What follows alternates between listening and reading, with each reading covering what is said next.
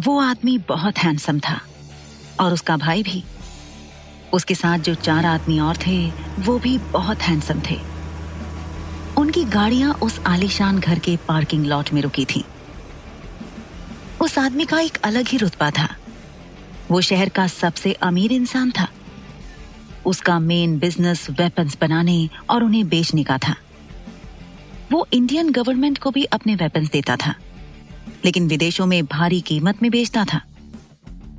उसकी कंपनी के बनाए हुए वेपन्स की पूरी दुनिया में मांग थी। वो कंस्ट्रक्शन का बिजनेस भी करता था।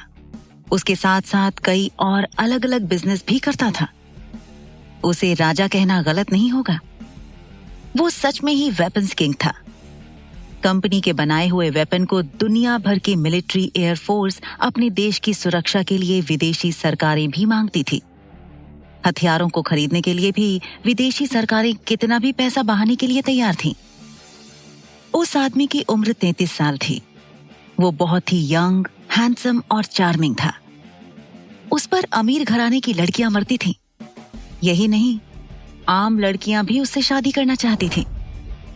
उसके बारे में यह भी अफवाह थी कि उसे लड़कियां पसंद नहीं हैं।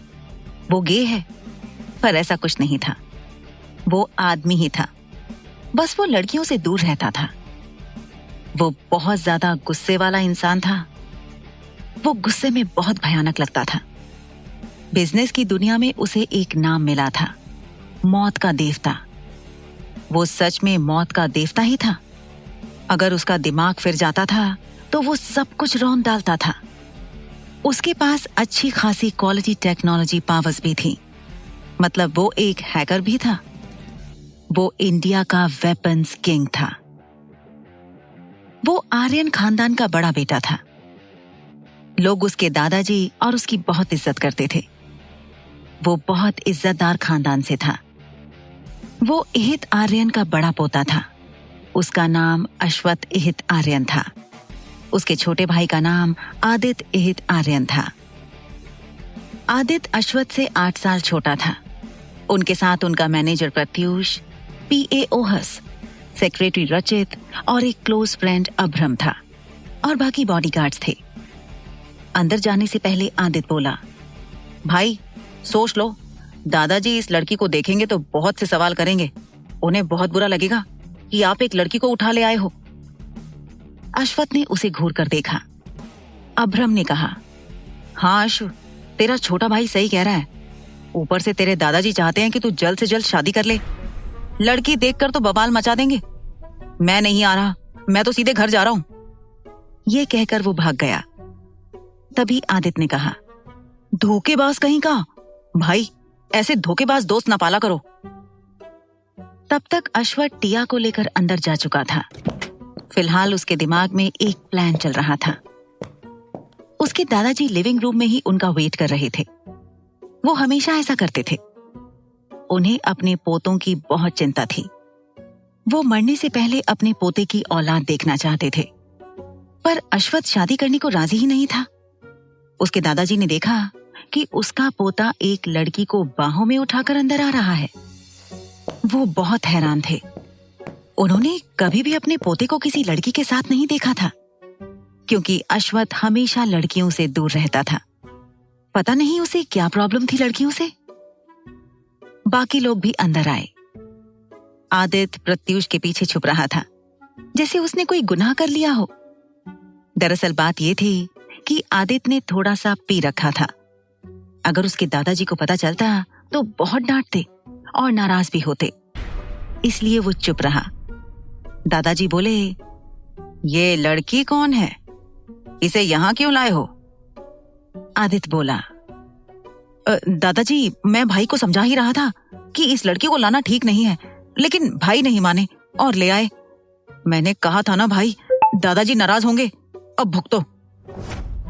उनके दादाजी ने आदित्य की बातों का दूसरा ही मतलब निकाल लिया। वो बोले, अच्छा तो 4वीं से शादी ना करने की वजह ये लड़की है? क्या ये तुम्हारी गर्लफ्रेंड है? ये सुनकर सभी शॉक्ड रह गए। अश्वत शांति से बोला, हाँ। ये सुनकर तो आदित्य लगभग बेहोश होने वाला था। उसे समझ ही नहीं आ रहा था कि उसका भाई करना क्या चाहता है, क्योंकि उसे भी लगता था कि उसका भाई गे है। यही नहीं, सब हैरान रह गए। उसके दादाजी बोले, मुझे पहले नहीं बता सकते थे? इसे इतना छुपाने की क्या जरूरत थी? अगर तुम इस लड़की को पसंद करते हो तो इससे ही तुम्हारी शादी कराऊंगा। मुझे फर्क नहीं पड़ता कि ये अमीर है कि नहीं, बस मुझे अपना पड़पोता देखना है। आदित्य मन में सोचने लगा, ये सिचुएशन इतनी क्रिटिकल हो गई है, दादाजी को परपोती या परपोता देखना है। हे भगवान, भाई करना क्या चाहते हो तुम? मुझे तो लगता था आप गे हो या फिर दादाजी को खुश करने के लिए ये सब कर रहे हो। मुझे अच्छे से पता है आप उस मेकअप की दुकान चार्वी को पसंद नहीं करते, इवन किसी भी लड़की को नहीं करते। फिर अचानक इस लड़की में ऐसा क्या दिखा? कहीं पागल वागल तो नहीं हो गए हो? फिलहाल उसे अपना भाई नहीं कोई और नजर आ रहा था। वो झट से बोला, दादाजी, मेरी भाभी प्यारी है ना? तो सब हैरान होकर उसे देखने लगे। दादाजी ने तो टिया को देखा और बोले, बहुत प्यारी है, पर लगता है तुमसे बहुत छोटी है। अश्वथ के बोलने से पहले आदित्य बोला, अरे क्या फर्क पड़ता है, आजकल एज गैप कॉमन है। प्रियंका चोपड़ा को ही देख लो, अपने से 10 साल छोटे लड़के से शादी की है। भाई 33 के हैं और शायद मेरी भाभी ही कोई 21, 22, 23 की होगी। आपको तो खुश होना चाहिए, आपके लिए मेरे भाई पोता बहू लाए हैं। ये सुनकर दादाजी बोले, बात तो सही है, पर 21, 22, 23 का क्या मतलब है? क्या तुम्हें भी सही उम्र नहीं पता? आदित्य बोला, उम्र जानकर मैं क्या करूंगा? दादाजी, कौन सा मुझे आर्मी में सिलेक्शन लेना है? भाई से पूछ लो ना, मुझे भी आज ही पता चला है, उनको एग्जैक्ट एज पता होगी। ये सुनकर सब अश्वथ को देखने लगे।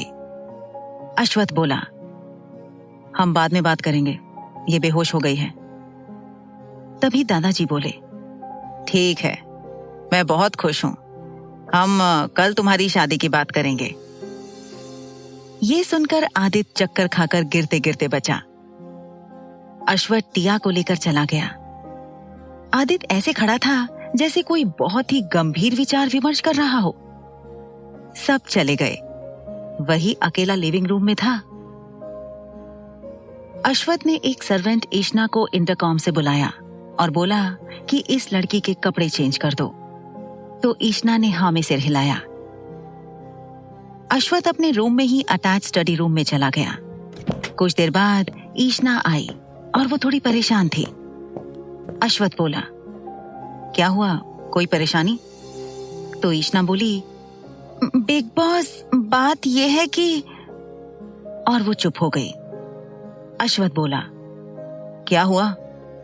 ईशना बोली, बिग बॉस, लगता है उस लड़की पर बहुत जुल्म बरसाया गया है।